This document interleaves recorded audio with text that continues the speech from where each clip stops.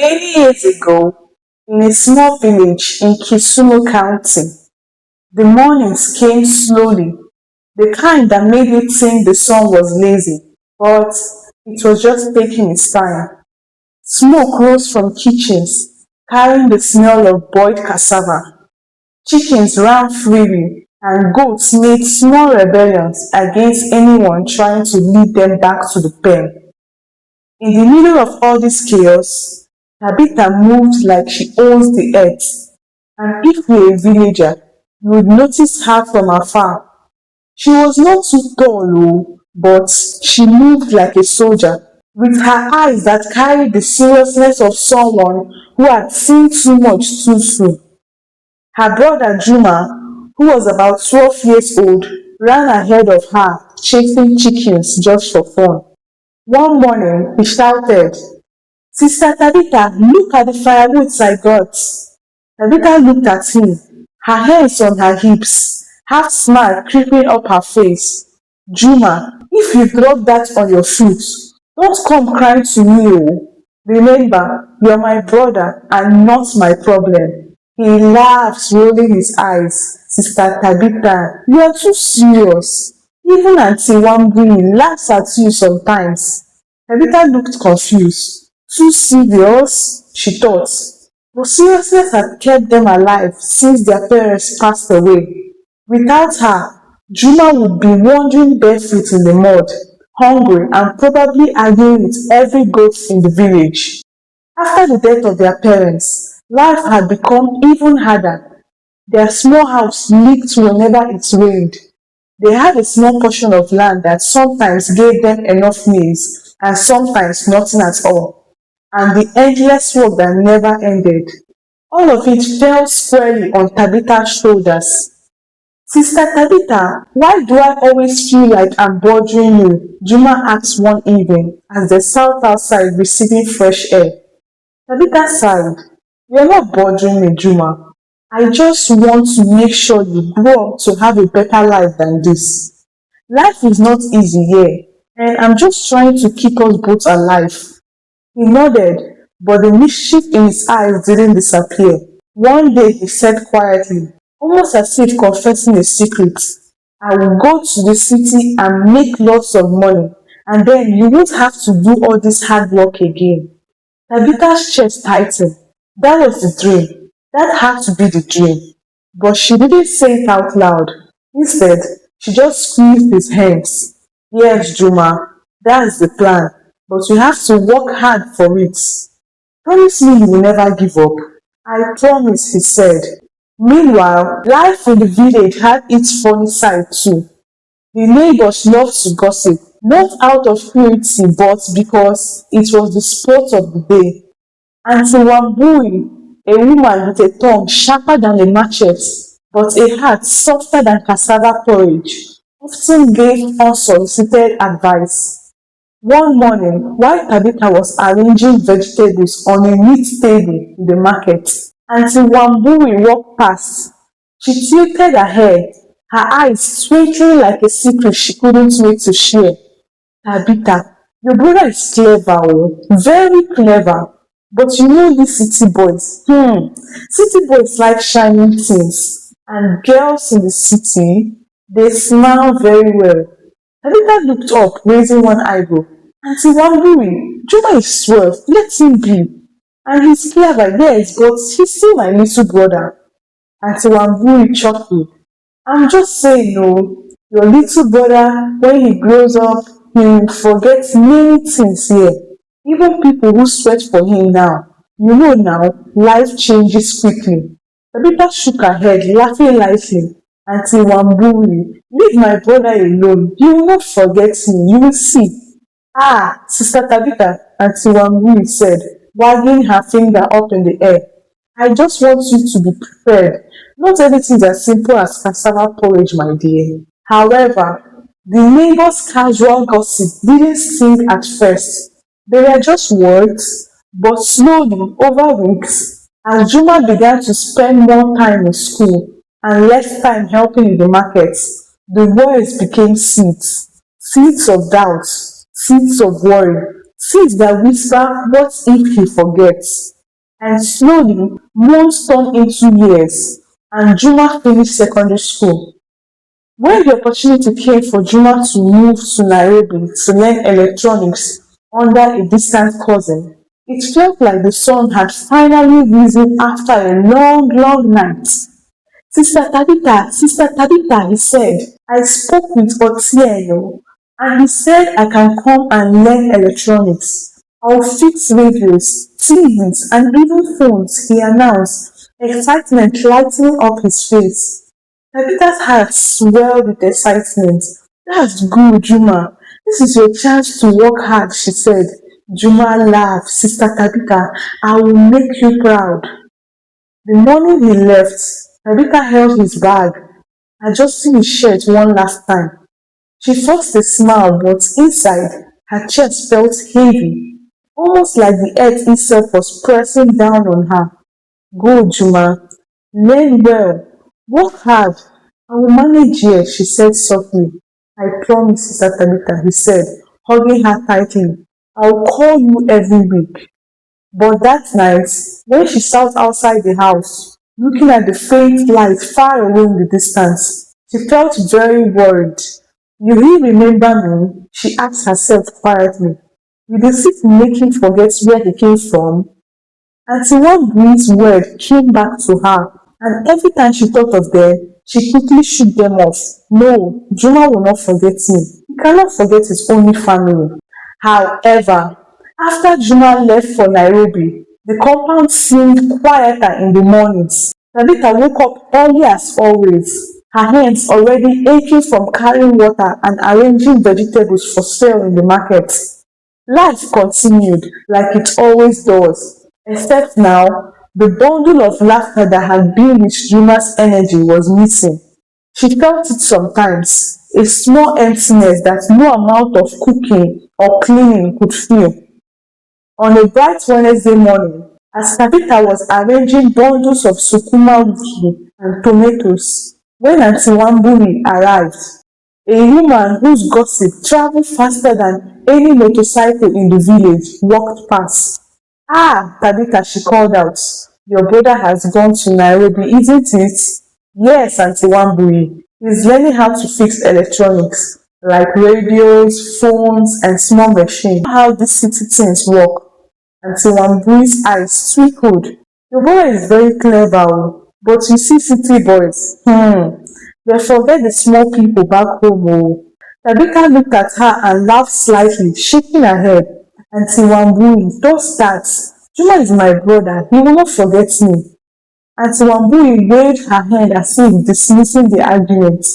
But she had already started her daily work of planting tiny seeds of worry.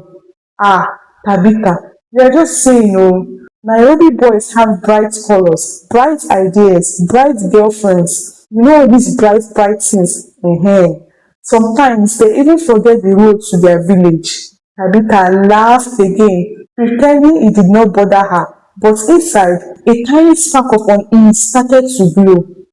Life in the market was never without its humor.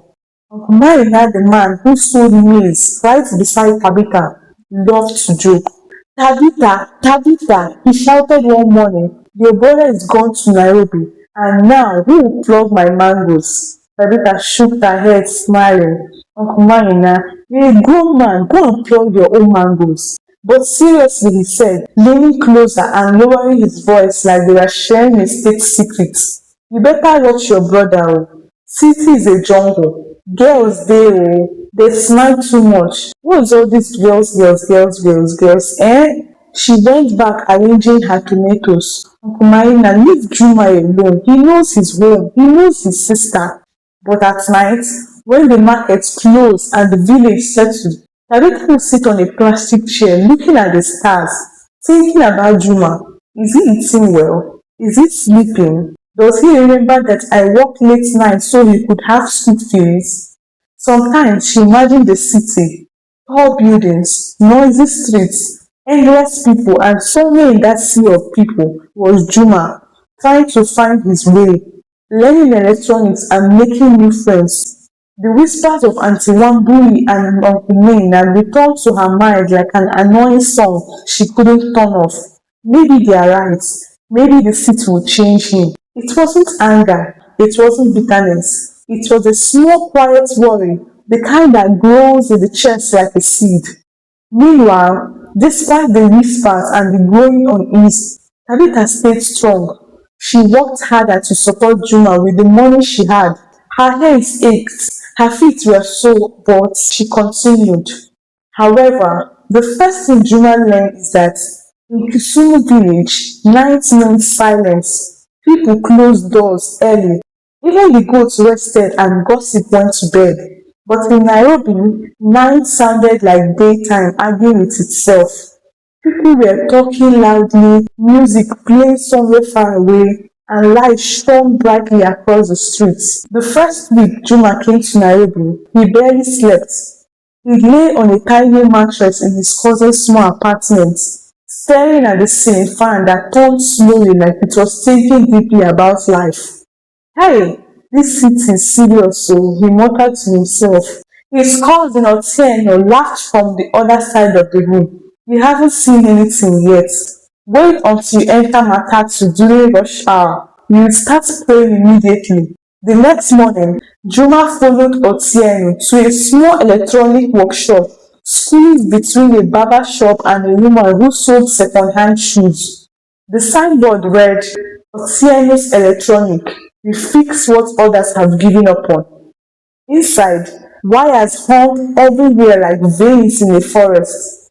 Old radios, televisions, fan, charger, and broken phone covered every surface. The first day, Otieno handed him a screwdriver. He said loudly, Rule number one, in electronics, patience is more important than intelligence.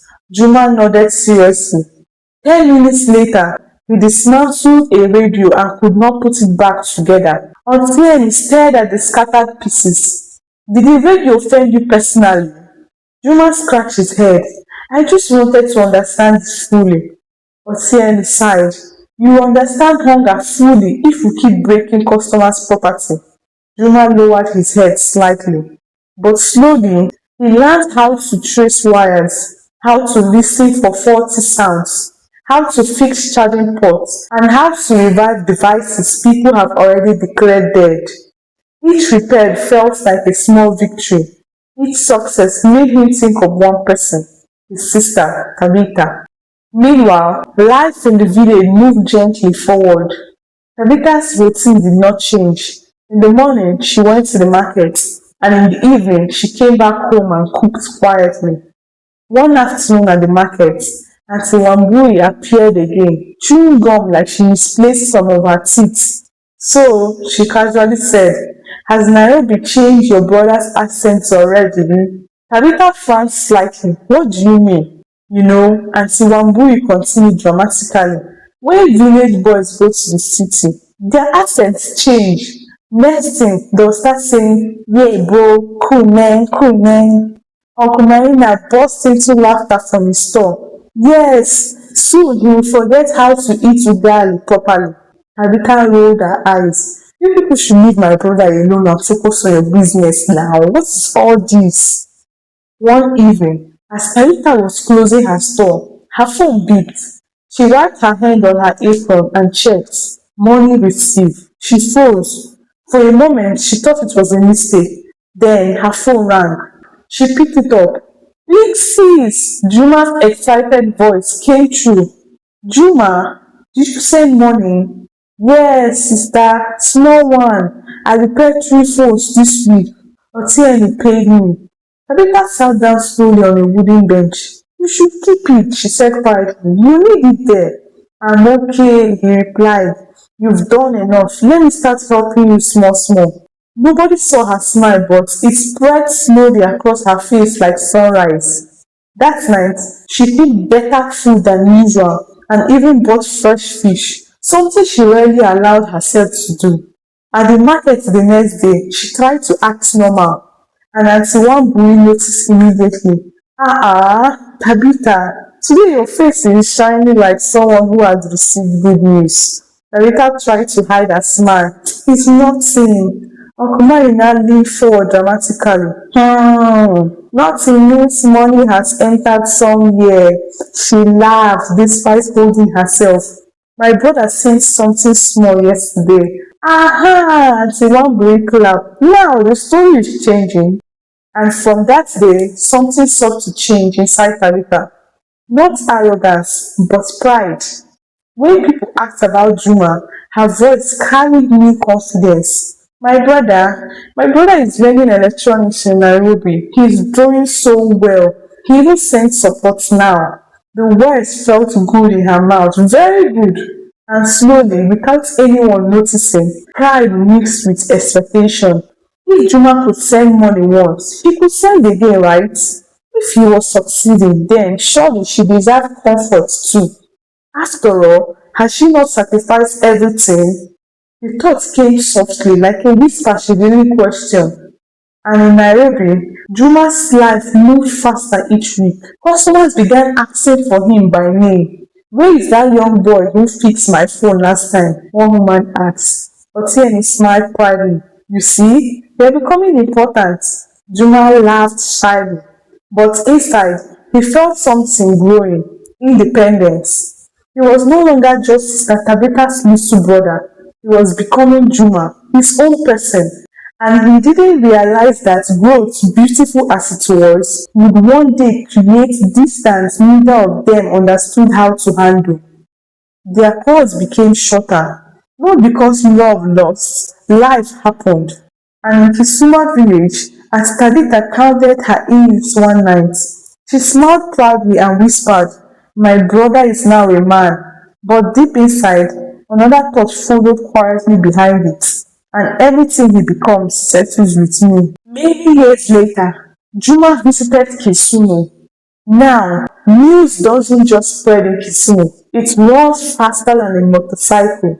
So before Juma even reached Kisumu, three different people had already told Tabitha that her brother was coming home.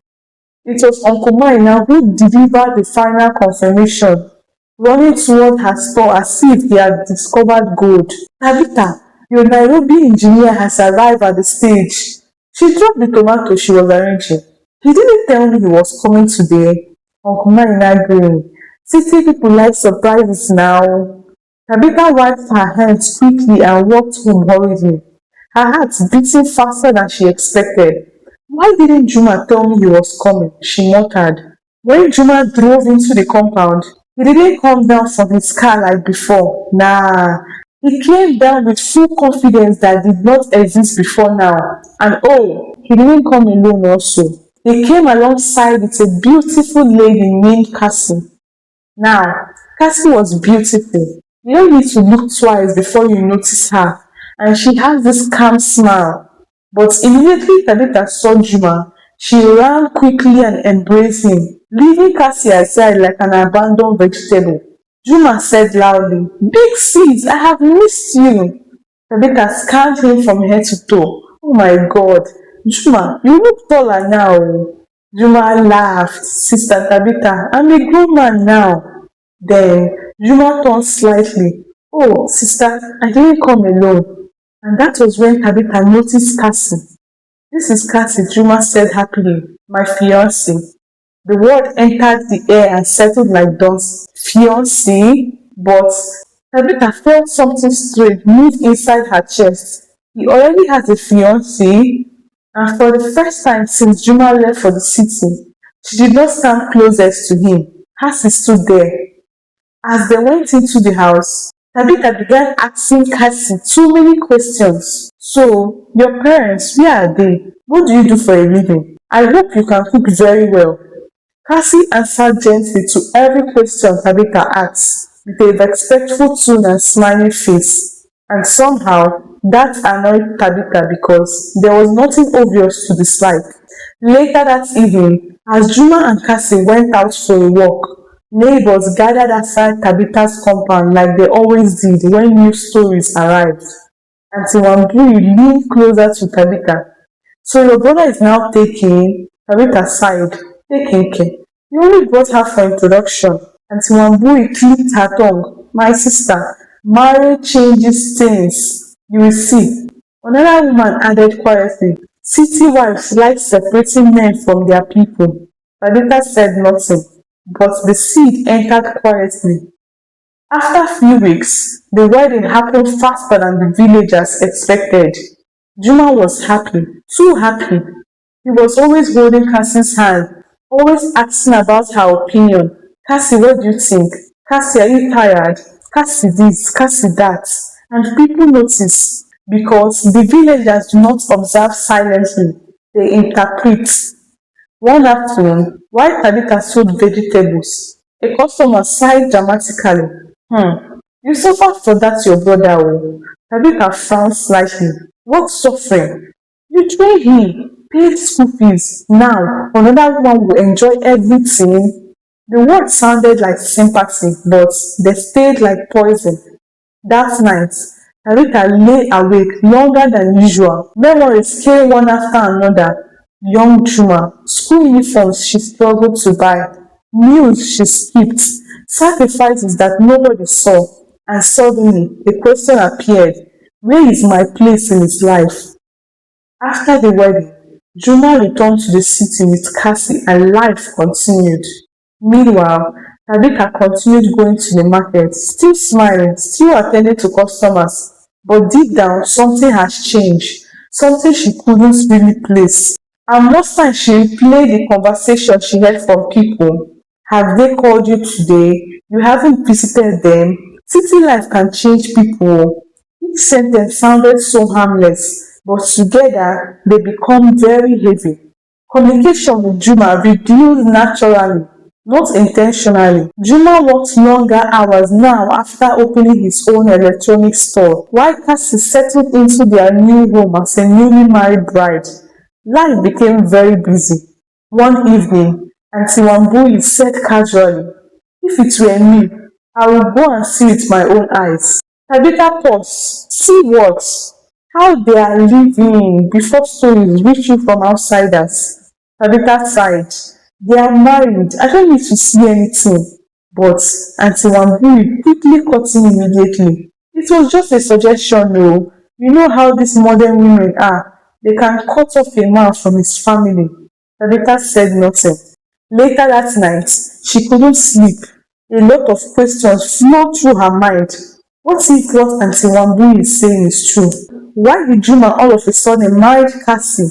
And did she put him inside a bottle? There's nothing this Gen Z cannot do. And with that, she made her decision, not out of anger, but out of something she called concern. But deep inside, it was fear wearing responsible clothes. The next morning, she called Juma on the phone. Hello, Juma, she said. I'll be coming to the city to visit you. Juma looked confused. Visit me? Yes, now, Tabitha answered immediately. Or, am I not welcome? Of course, you're welcome, Juma answered quickly. Come, come. Cassie and I will be excited. After the call ended, he told Cassie, who was standing beside him looking very confused. Your sister wants to come here? She asked. Yes, Juma said. Alright, I'll prepare the guest room. And just like that, the arrangement for the arrival of Tabitha began. 3 days later, Tabitha was already in a bus heading to Nairobi with a big traveling bag that seemed as though a child was inside. The city shocked Tabitha. Noise everywhere, buildings touching the sky, people walking without greeting. How do humans breathe here? She muttered. When she got to the address, Juma welcomed her warmly. Cassie greeted her respectfully. We prepared your room, Sister Tabitha. As she walked into the house, everything looked organized, too organized. Cassie's touch was everywhere. The curtains, the kitchen were arranged, even Juma's clothes folded differently. Tabitha noticed immediately. She smiled, but her eyes were counting changes. That night, they all ate and laughed. The first few days were peaceful. Then slowly, habits began returning. Juma, why are you eating late? She said one night. The next day, she came into the kitchen while Cassie was cooking. Her face was like someone who swallowed lime. Ah, Cassie, is this how you cook your stew? Cassie stopped staring. She looked up, looking very confused. Yes, Auntie. Cassie, in our house, we don't cook stew like this, she said. Juma used to love more pepper. And just like that, the small correction began. Small instruction there and small ownership here. Cassie tried to adjust. Oh, she really tried. At first, Juma laughed it off. She means well, he would whisper to Cassie. She raised me. Cassie would nod. But Tabitha's presence expanded daily. Soon, she began speaking to neighbors in the compound, explaining family matters nobody asked her. My brother works too hard, though. But some people don't understand that all at all. All they know is how to relax and open their mouths widely to eat. She didn't mention anybody's name, oh, but of course, people knew who she was talking about. Cassie. As the story grew legs, Kathy began hearing versions of herself she didn't recognize. How did she have a job yet eats 3 times daily? How she sleeps like someone pregnant with big dreams. One evening, Cassie sat quietly after dinner. She spoke quietly to Juma. I think your sister doesn't like me, she said softly. Juma sighed. She just needs time. But time was not sorting anything. Tabitha corrected everything, questions every decision, compared past and present constantly, until the house divided itself. Fortunately, the breaking point came on a Sunday afternoon. Tabitha stood like a military personnel, talking loudly to a neighbor who obviously doesn't look interested in her story. I sacrificed my life for Juma. Some people just arrive to enjoy. Cassie heard it. She said nothing. She just sat back on the couch, wondering what she ever did wrong. That evening, when Juma came back from work, after dinner, Cassie told Juma about all that she heard. Juma became furious. For the first time, he finally spoke. He called Tabitha this time firmly. Sister Tabitha, she came out smiling. Ah, Juma, you are back? Sister Tabitha, you were the one who opened the door for me, Juma said. Oh, that's true. Old age, she said, as she sat down on the couch. Juma cleared his throat and said, Sister Tabitha, my wife told me all you said about to her neighbors this afternoon. Tabitha looked shocked. I didn't mean it. But Juma cut in. This is my home now, he said firmly. The room became still. I will always respect you, sister, he continued. But Cassie is my wife. We've been living peacefully before you came. Tabitha stared at him, as if seeing a stranger. You're choosing her over me? Cassie looked confused. Yes, Juma said, I'm choosing my marriage. The words landed heavily. That night, she couldn't sleep. How could Juma, whom she raised, sweated for, speak to her like that because of someone he just met? And right there, she decided she will leave since Juma cannot appreciate her sacrifice for all these years. The next morning, she told Juma quietly that she will be returning to the village later in the day. Juma looked confused but said okay and gave her some money for transport. She stood there looking confused. The Juma she knew wouldn't let her live like that. Ah, Cassie has done this one, oh, she muttered. And then, with that, she returned to the village earlier than planned. The journey felt longer, quieter. When she got to the village for the first time, nobody was there to call her phone when she arrived home. Days turned into weeks, and one night she sat on a chair and began remembering all the memories differently. The way Kathy was patient all the while. Slowly, realization came in. She understood that her love had turned into control without noticing. The next morning, as she packed a small bag, Aunty Wambui came to borrow a bucket when she saw Tabitha packing some clothes. She looked confused. Ah, Tabitha, are you traveling again? I'm going to correct my mistake, she told Aunty Wambui. Correct your mistakes, Aunty Wambui asked slowly. That journey is harder than going to the city the first time, she said. Tabitha smiled. I know. When she arrived at Juma's apartment, her heart beat like a drum in church. She almost turned back twice, but she knocked. Cassie opened the door. For a moment, both women just looked at each other. Then Cassie spoke first. Sister Tabitha. Her voice was warm. That alone nearly made Tabitha to cry. Can I come in? She said. Cassie stepped aside immediately. You don't need permission. Juma came out from the room, surprised. Sister, he hugged her tightly, and that was when the tears finally came. Not loud crying, just quiet tears of someone tired of carrying pride. They sat down together. Nobody rushed her. Nobody asked her question. The room was quiet. Finally, Tabitha spoke, this time slowly and carefully. I didn't come to explain myself, she said. I came to admit that I was wrong. She looked at Cassie. My sister, I fought you for a position you never tried to take. Cassie shook her head gently, but Tabitha raised her hand. No, let me finish. I have practiced this speech many nights. They laughed lightly. The tension softened. Tabitha continued.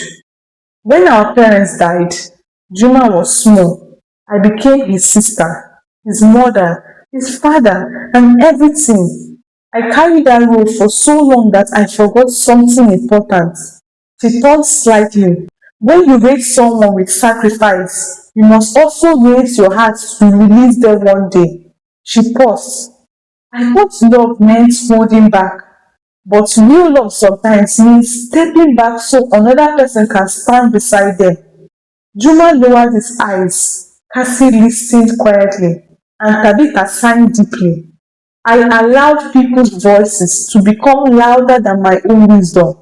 Neighbors will talk, villagers will advise, but not every advice is medicine. Some are slow poison. She smiled sadly, and I drank it willingly. Then she looked straight ahead as if addressing an invisible audience. If you are listening to me now, especially elder sisters, brothers, parents, hear this. Helping someone grow does not make you the owner of their future.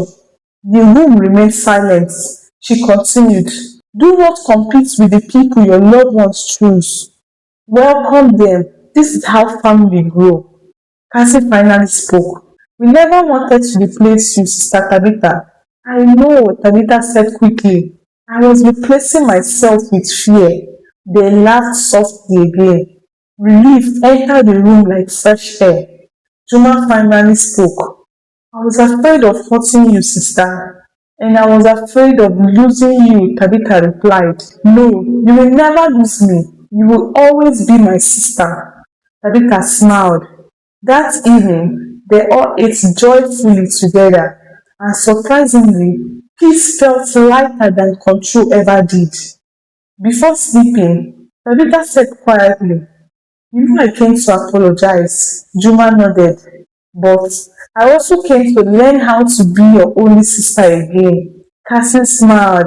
And we are happy to have you exactly like that, she said. Because love survives when pride finally sits down. And right there, Sister Tabitha learned the greatest lesson of her life. You do not lose people when they grow. You only lose them when you refuse to grow with them. Thank you for watching this story. Kindly tell me your thoughts and lessons in the comment section. Do well to like and share with your loved ones. Don't forget, every life is a diary. See you in the next story.